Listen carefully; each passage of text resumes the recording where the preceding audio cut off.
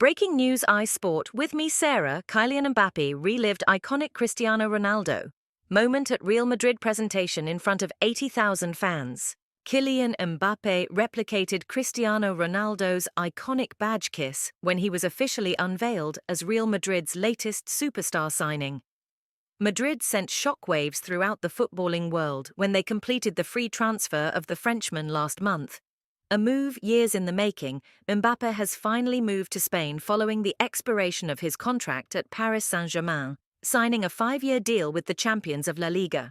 Madrid welcomed him to the club in stunning fashion on Tuesday by organizing a special presentation at the Santiago Bernabeu.